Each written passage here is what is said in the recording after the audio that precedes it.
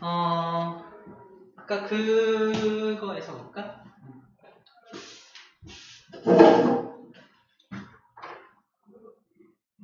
여기서 보자.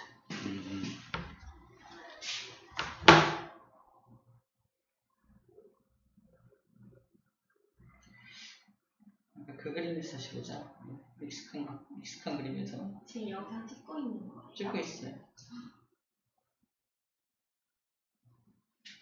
이 그림에서 자, 입사가 지금 느린 매질에서 느린 매질이 N2라고 했고요. 빠른 매질을 N1이라고 설정을 해볼게요.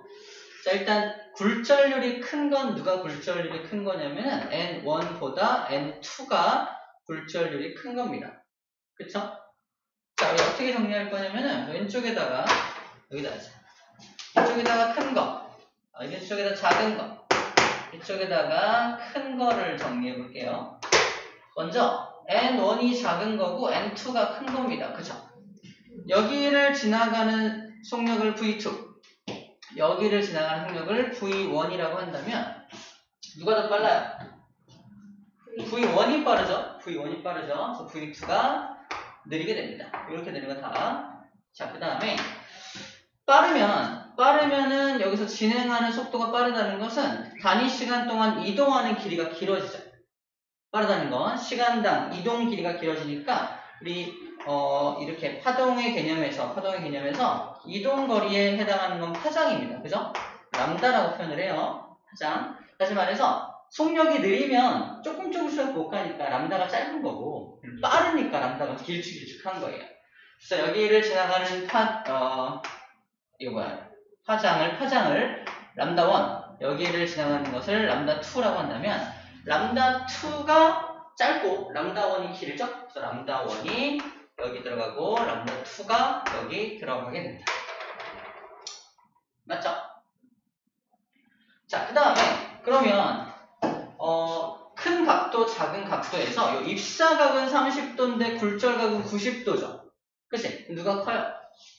굴절각이 더 크죠? 그래서 90도라는 각도가 훨씬 더 큽니다. 누구보다? 30도라는 각도보다 큽니다. 자, 이것을 기호로 IC라고 표현하고 얘를 IR이라고 표현을 하죠. 자, IR이 IC보다 큽니다라고 표현을 하는 거야. 자, 근데 스넬이 어떤 걸 알아냈냐면 완전 신기하게 뭘 알아냈냐면 이런 관계를 알아내죠. 내가 알아봤더니 속력의 비, 큰 거 V1, V2, V1분의 V2의 속력의 비가 람다 1분의 람다 2라는 이 파장의 비하고 일치. 만약에 속력이 1대2야, 2대1이야. 속력이 2대1이야. 람다도 2대1이라고. 비가 똑같다는 걸 알아냅니다. 누가? 스넬. 스넬의 법칙이라고. 그럼 비가 똑같다는 걸 알아낸 거지. 스넬의 법칙으로. 근데 완전 또 신기하게 또 뭐가 또 같았어? 뭐가 있죠? 이 굴절률의 비죠. 굴절률의 비. 저기 N2와 N1의 굴절률, 각각의 굴절률이 있을 거 아니야? 각각의 굴절률의 비도 1대2야. 근데 누가 큰 값이야? 아래가 큰 값이지. 저희가 값이 N2가 크니까 큰 게 아래로 내려오고 N2분의 N1이라고 하는 굴절률의 비도 역시 속력의 비, 람다의 비가 똑같다는 걸 알아내요. 완전 신기하다. 그치? 그래서 욕심을 낸 거죠. 어떤 욕심? 그러면 이 각도의 비도 1대2가 아닐까? 근데 봐봐. 1대2 맞니? 1대2가 아니죠. 근데 신기하게도 뭘 하면 딱 맞다? 큰 거가 90도죠. 그죠? 작은 게 30도잖아. 근데 뭐의 비는 똑같다? 앞에다가 사인 값을 붙인 값은 이 비가 똑같게 나오더라고요. 1대2는 쌤이 설정한 거고. 그래서 이 값을 통해서 이 비가 얼마인지를 정확하게 알아낼 수 있다는 겁니다. 오케이? 사인 90은 얼마야? 1이죠? 이게 1이니까 사인 30이라고만 쓸 수 있겠죠. 자, 요것을 갖다가 이제 공식으로 풀어낸 겁니다. 그래서 책상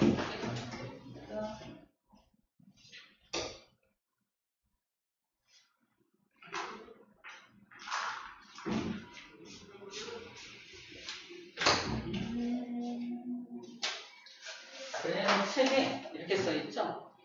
사인 90분의 6개 사인 90분의 사인 IC라고 써있어요. 자, 어떻게 정리한 거야? 큰 거분의 작은 거 정리한 거죠? 이거는 사인 90분의 사인 IC를 정리한 겁니다. 자, 이것은 어떻게 된다? N1분의 N2라고 쓰고 있습니다. 여기는 N2분의 N1 썼잖아. 여기서 나온 건 지금 책에서는 이 N1, N2를 반대로 써서 그런 것 같아요. 우리가 기억할 거는 N1분의 N2에서 N1이 더 느린 매질. 빠른 매질이죠? 빠른 매질. 이게 큰 값이 들어가야 되는 게 맞죠? 느린 매질. N1이 느린 매질, N2가 빠른 매질로 들어가는 매질입니다. 반대로 쓰는 거예요. 저기 써있네. N1의 굴절률이 N2의 굴절률보다 크다고 써있죠? 보이나요? 그래서 N1이 더 느린 매질인 거고 N2가 빠른 매질인 거야. 우리가 설정한 걸 좀 다르게 써놓은 것 뿐입니다. 설정하기에 따라서 이걸 바꿔 쓴 것 뿐이야. 자, 그래서 이렇게 되니까 사인 90이 1이니까 사인 90이 1이니까 그러므로 사인 IC가 얼마가 나온다? N1분의 N2라는 값으로 나오게 된다는 거지. 다시 말해서 야, 너 임계각 구해봐. 임계각 얼마인지 맞춰봐. 자, 이 그림 줄 테니까 여기서 임계각이 몇 도인지 맞춰봐 라고 쓰는 거야. 그때 어떻게 구하면 된다? 그냥 굴절률의 B를 갖다 구하면 됩니다. N1분의 N2가 바로 임계각의 크기예요 라고 말하면 되는 거지. 항상 분모가 커야겠네. 그렇지는 않을 수 있는데 일단 요 상태에서는 분모가 크게 맞지. 근데 B를 찾을 때는 분모 분자를 내가 마음대로 바꿔도 상관없게 하거든. 근데 사인 IC를 찾아라. 근데 이거 만약에 이거 뒤집으려면 사인 IC 분의 1로 들어가겠지? 뒤집으려면 그러면 N2분의 N1 될 테니까 다시 뒤집어서 사인 IC를 구하면 되지. 그러니까 구할 때 B를 구하는 거니까 편한 대로 구하면 되는데 원하는 답으로 써줘야죠. 자, 그 얘기를 해준 겁니다.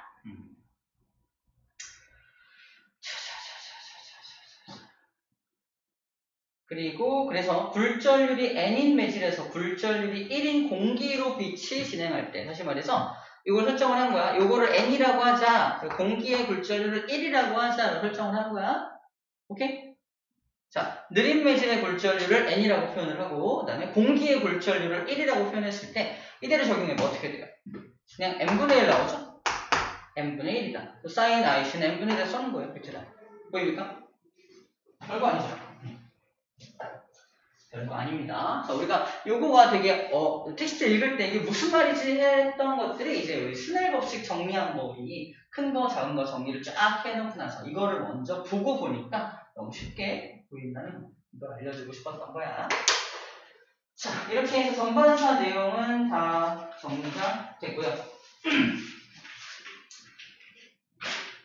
이어서 전자기파 이야기를 하도록 할게요. 전자기파도 그림 가지고 먼저 보면 좋으니까 이 그림을 띄워놓고 한번 설명을 해보도록 하겠습니다.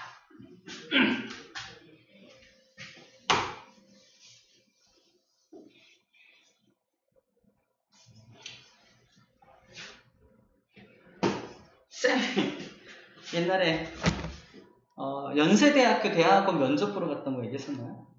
연대대학원에 선생님이 되겠다는 꿈을 안고 연대대학원 문을 두드렸어요. 원서를 내고 나이가 30 몇 살 때였던 것 같아요. 그때 거기서 면접할 때 나온 질문이 이거였어요. 맥스웰 방정식에 대해서 얘기해보세요. 여기 맥스웰 얘기 나오죠? 영국과학자 맥스웰, 그죠? 도깨비. 도깨비? 그 사람 아니에요? 도깨비가 맥스웰인데? 도깨비가 뭐지? 드라마? 아니요. 분자요. 아니에요. 뭐지? 아니에요. 혹시 마블의 아니요. 뭐지? 도깨비 뭐지? 아무튼 그래서 맥스웰 방정식에 대해 설명하시오라는 어떤 그런 질문을 받았던 기억이 나네요. 결과는 말해주지 않겠습니다. 잘 있겠지 뭐. 저 누군데? 누군데? 잘했겠죠. 아, 누군데? 그래. 뭐, 생각해서 그냥. 자,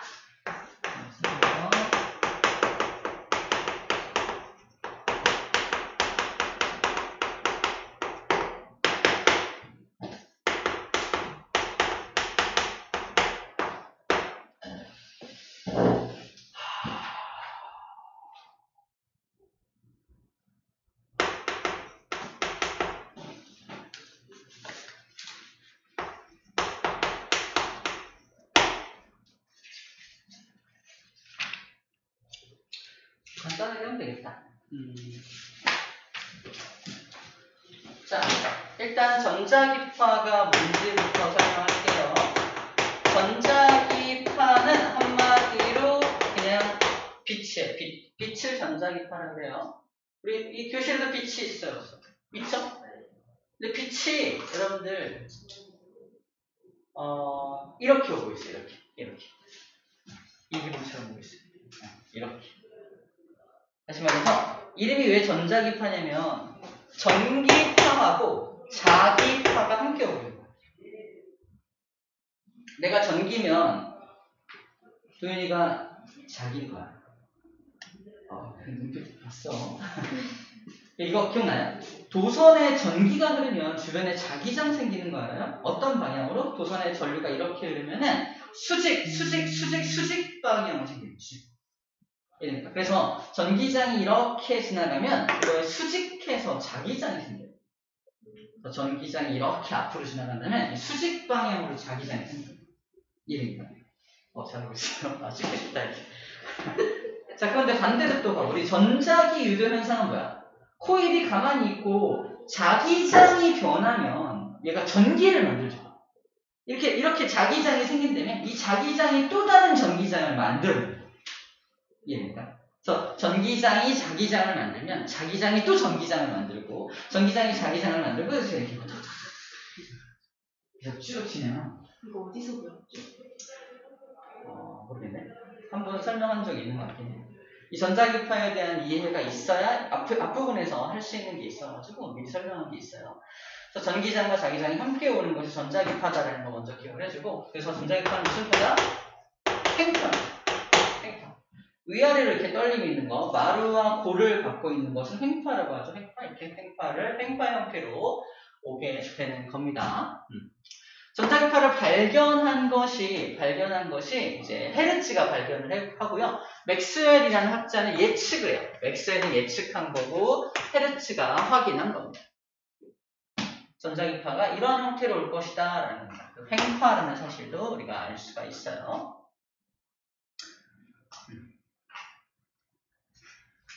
전자기파는 그래서 스스로를 유도하면서 가는 거잖아요. 스스로를. 주변에서 얘네들을 전달해주는 매질이 필요가 없어. 그래서 자기가 자기를 유도하면서 가는 거니까 주변에 매질이 도와줄 필요가 없습니다. 즉 매질이 없어도 전달될 수 있는 유일한 파동, 바로 전자기파라는 파동이에요.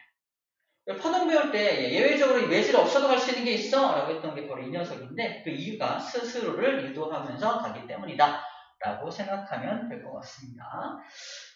자, 그리고 이 파라는 말은 파동이죠. 파동을 공부하고 있는데, 파동은 정체가 에너지죠. 전자기파는 뭐냐? 빛이 뭐냐? 그러면 에너지요라고 말합니다. 다시 말해서 빛은 물질이 아니라는 얘기를 하고 있는 거야. 에너지가 물질로 바뀔 수는 있죠. 하지만 이 자체는 일단은 그냥 에너지가 오는 거구나라는 겁니다. 에너지가 전달될 때 원래는 매질이 도와줘야 하는데, 이 전자기파는 특징적으로 매질 없어도 갈 수 있는 파동입니다. 근데 이렇게 말하면 또 틀리는 사람이 뭐가 틀리냐면은 매질이 있으면 안 가는 줄 알아요. 아니죠? 매질이 있어도 갈 수 있는 거죠. 매질이 없어도 갈 수 있고 매질이 있어도 갈 수 있어요. 그래요. 여기 공기라는 매질이 여기 있잖아. 빛이 오고 있잖아요. 그죠? 매질이 있어도 당연히 갈 수가 있죠. 매질의 방해를 받지 않을 때 가장 빠르겠네요. 그래서 진공일 때 가장 빠르고, 공기를 만나면 느려지고 물을 만나면 더 느려지고, 이렇게 느려지기 때문에 굴절하는 거죠. 속력의 차이가 발생하니까 굴절하는 겁니다. 굴절을 왜 하냐 그러면 빛의 속력 차이 때문에, 파동의 속력 차이 때문에 굴절합니다라고 표현을 하는 거거든요. 그죠? 되나요? 아예 전자기파이구나 라는 겁니다. 근데 전자기파가 왜 흰파예요? 왜 흉파냐고? 형태가 이렇게 위아래로 떨리면 진행 방향과 진동 방향이 수직일 때 횡파를. 근데 저기 자기장은 이렇게 얘도 이렇게. 그걸 따로따로 보여요? 따로. 전기장 따로, 자기장 따로. 각각 횡파 두 개가 엇갈려서 하는 거예요. 종파는 이렇게 앞뒤로. 진행 방향과 진동 방향이 나란하죠? 나란한 게 종파고, 얘는 진행 방향과 진동 방향이 서로 수직일 때 횡파라고 부르는 거야. 할 말 있어요? 기분이 너무 좋아. 기분이 너무 좋아? 쌤 춤추는 것 같아, 그래? 이거 같다 옛날에 춤만 췄나? 충격적. 절제해야겠다. 진공에서 속력이 제일 빠르다며. 제일 빠른 속력이 얼마냐면 30만 km/s입니다. 30만 km/s. 이거 미터로 붙이면 키로를 공 3개를 붙이면 되겠죠? 3개 더 붙여가지고 30만에다가 공 3개 더 붙여서 미터/s로 해주면 됩니다. 진공에서의 속력이고, 진공에서 속력은 변함이 없기 때문에 커런트 C라는 표현을 써요. 커런트가 뭐 전류, 전하라는 용어도 있지만 변함이 없다는 뜻도 있대요. 그래서 진공에서의 속력을 그냥 광속 C라고 표현합니다. 우리 상대성 이론할 때 나왔었죠? C. 자, 그러면 이게 속력이라고 했으니까 일반적으로 속력을 구하는 공식이, 속력은 시간분의 거리죠. 시간분의 거리를 구하는데, 이 파동에서 시간의 개념을 갖고 있는 게 주기고요. 파동에서 거리 개념을 갖고 있는 게 파장이죠. 그래서 주기분의 파장이 바로 파동의 속력인데, 이걸 기호로 쓰면 파장을 람다고요. 주기는 t잖아. 이걸 람다 곱하기 t분의 1로 쓸 수 있죠. 그런데 t분의 1은 뭐와 또 일치한다? 진동수와 일치합니다. 진동수를 역수 취하면 주기가 나오거든요. 진동수 역수. 그래서 주기와 진동수의 관계가 역수 관계이기 때문에 람다분의 1을 뭐로 바꿀 수 있다? F로 바꿀 수 있기 때문에 파동의 속력을 구하는 방법은 가장 더 많이 쓰는 게 어떤 걸 쓴다? F람다라는 공식을 더 많이 사용하죠. F람다. 이 녀석은 무슨 속력이야? 바로 광속이니까 C는 F람다라는 공식으로 쓸 수 있다라고 표현을 해주고 있습니다.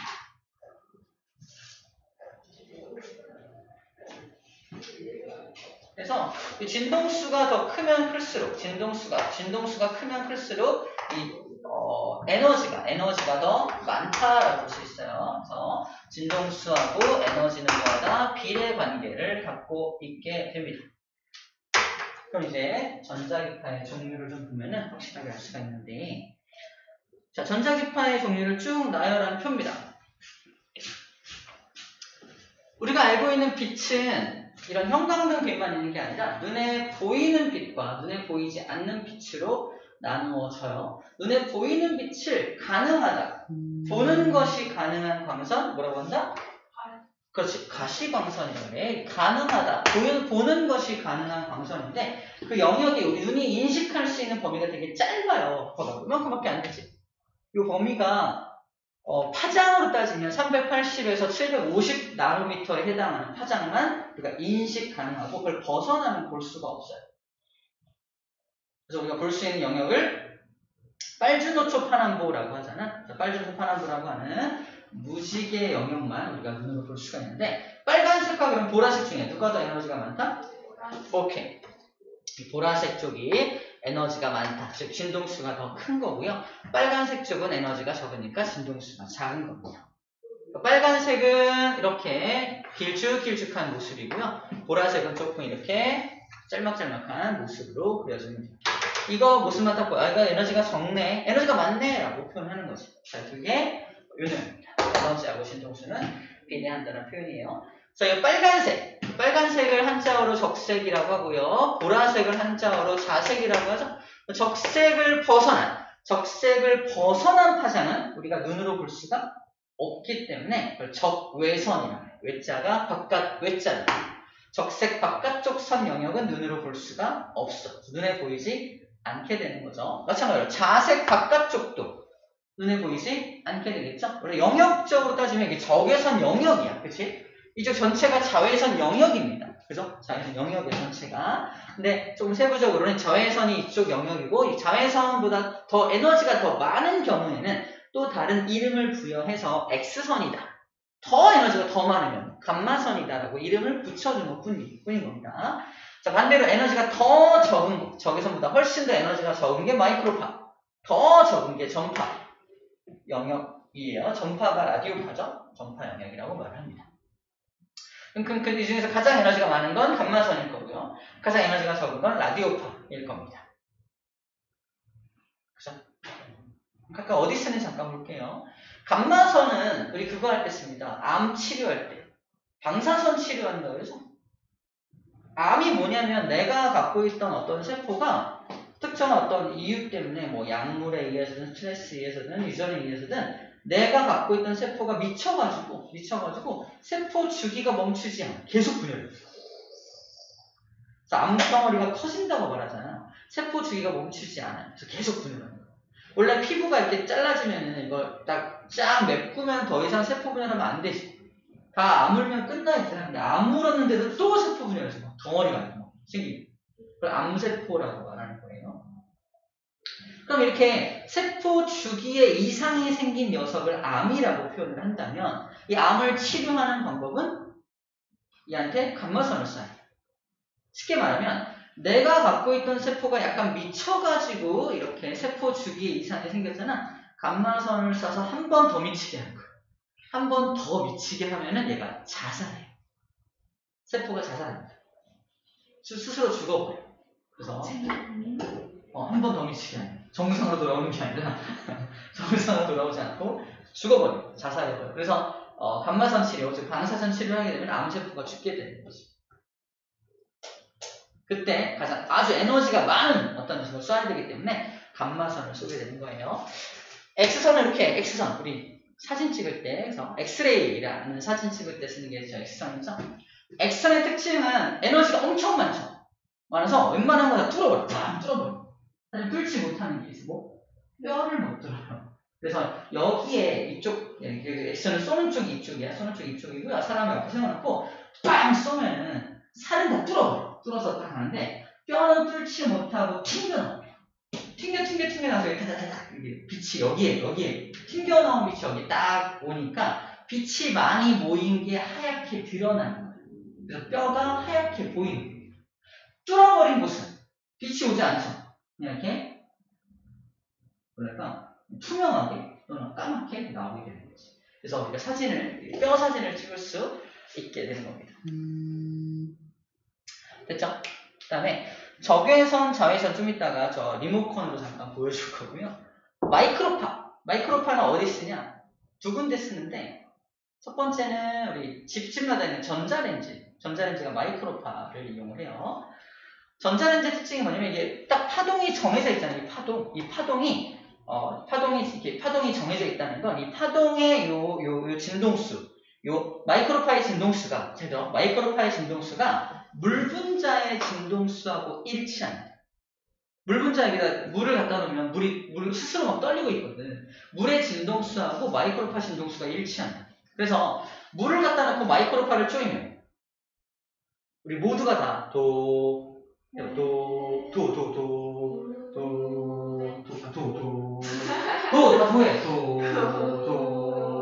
하나 둘 셋 하면 합창이 되는 거예요.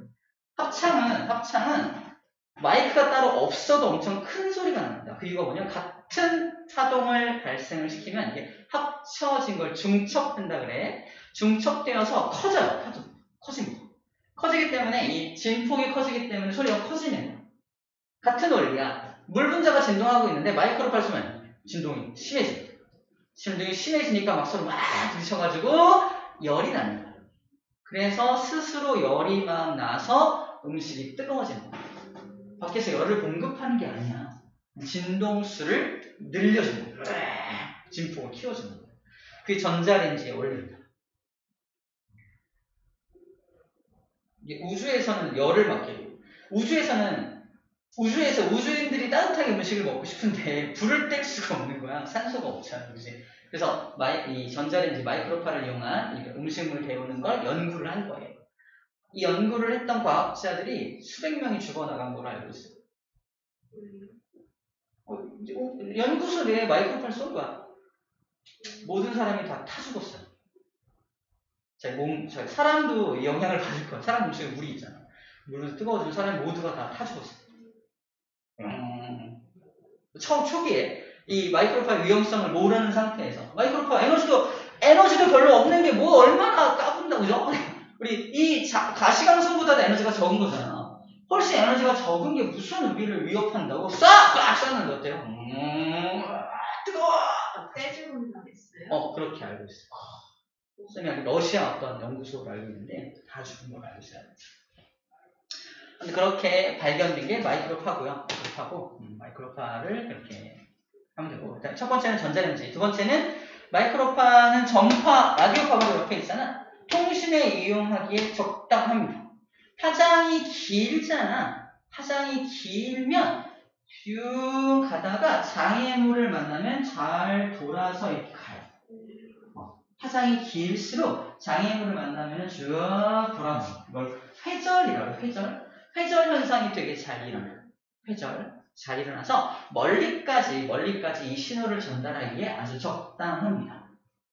가장 적당한 건 그래서 라디오파가 가장 적당하죠.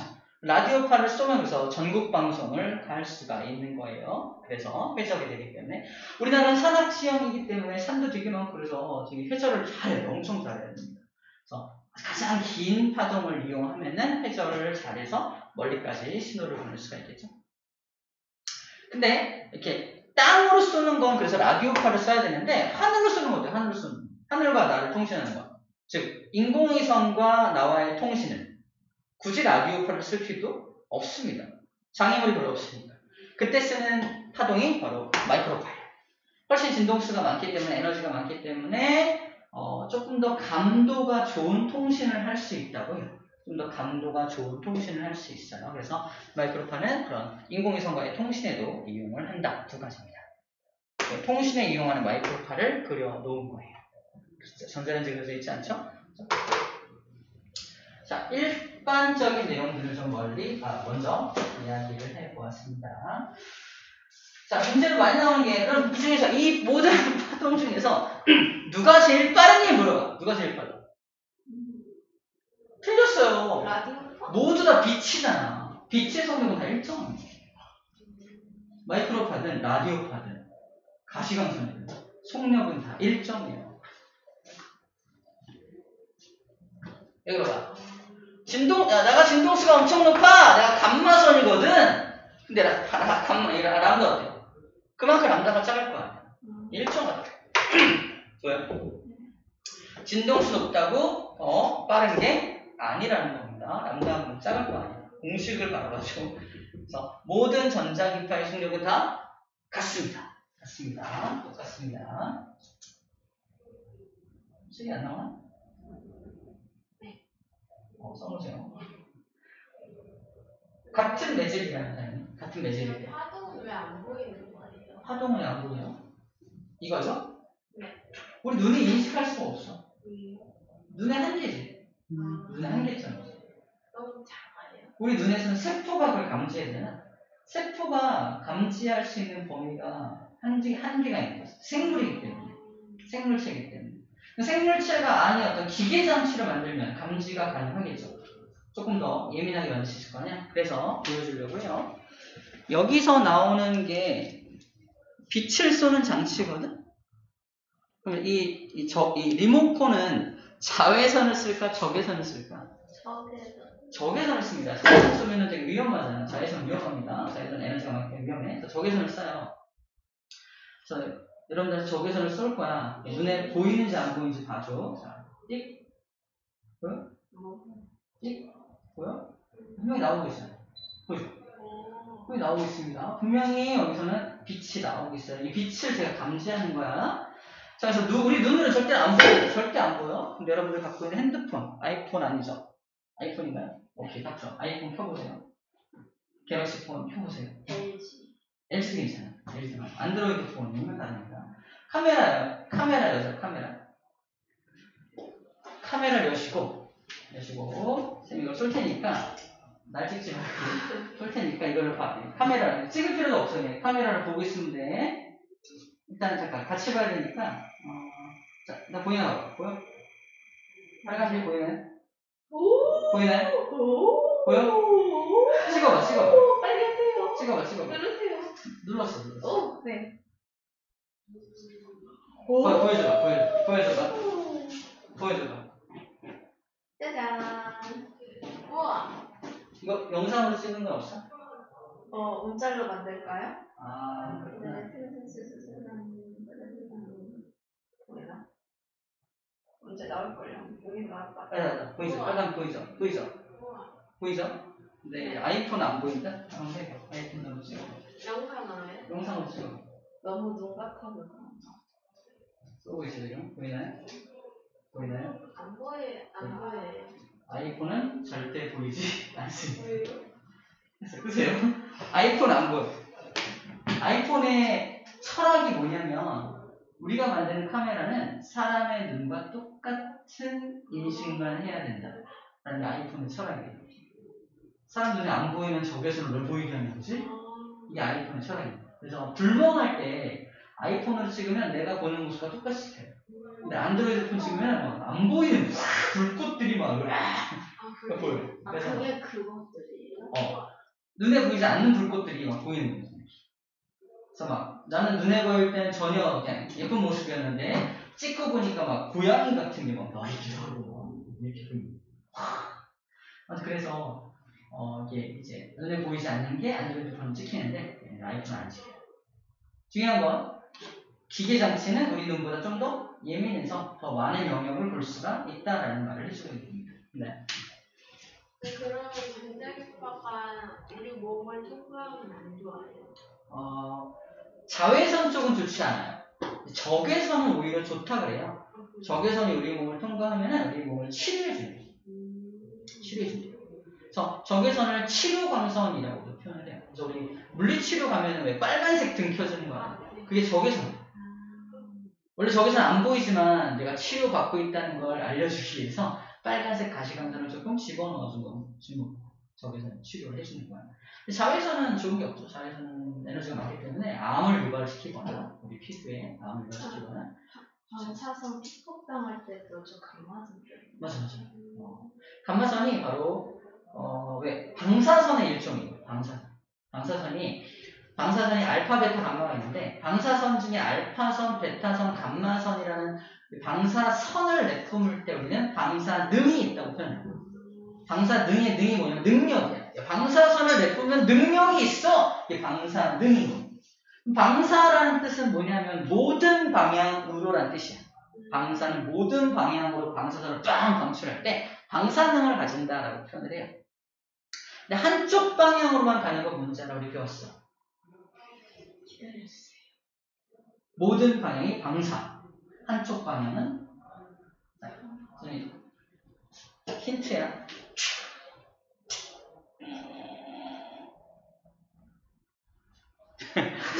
전혀 모르겠죠? 핸드폰 좀 빌려줘. 자, 여기서 탁 쏜 게 여기에 탁탁 달라붙어서 끄고 갑니다. 방추사. 정답, 방추가 바로 한쪽 방향으로라는 뜻이에요. 방추. 한쪽 방향으로 쏘는 실, 방추선. 이름입니다. 생명에서 배웠는데요. 무라지 했으면 어떡해요? 내가 미. 그래서 방사라는 표현과 방추라는 표현이 그런 단어예요. 그래서 그 방사선의 종류가 알파, 베타, 감마가 있는데 감마가 여기서는 요 감마입니다. 저거는 엄청나게 센 에너지를 뜻이야. 엄청나게 센 에너지가 폭탄이 터질 때, 원자폭탄 같은 핵폭탄이 터질 때 이 에너지가 엄청난 에너지가 쫙 나올 때 감마선이 나오는 나타나고, 알파선의 정체는 헬륨 원자핵. 헬륨 원자핵이 푹 나옵니다. 이거 여기 이렇게 이렇게 종이에요. 그거 실험 말하는 거죠? 봤어요. 그래서 우리 핵폭탄 팍 터지면은 왜 만화 같은 데 보면은 사람이 막 부서지는 모습으로 나와요. 이렇게 타는 게 아니라 부서지는 거야. 알파선들이 팍 붙여가지고 다 부셔버리는 거야. 베타선은 뭐냐면 전자예요. 전자. 베타선은 전자가 튀어나와요. 그래서 알파, 베타, 감마선이 튀어나올 때 우리 방사선이 튀어나온다라고 표현합니다. 그럼 뭐가 더 세요? 뭐가 더 세냐고? 일단 엄청난 에너지로 태워버리는 건 감마고 알파선은 뚫어버리는 거지. 물리적으로 뚫어버리는 거지. 뭐가 더 세다라고 표현하기가 좀 어렵네요. 뚫어버리는 거지. 자, 그 나머지 전자기파의 종류, 어디 이용되는지에 대해서는 한번 쭉 읽어보면 될 것 같습니다. 잠깐 우리 245쪽, 246쪽 이용해서 각각 전자기파의 종류를 쭉 나오죠? 그냥 쫙 읽어보고서 문제를 풀면 될 것 같아요. 웬만한 건 다 설명을 했습니다. 자.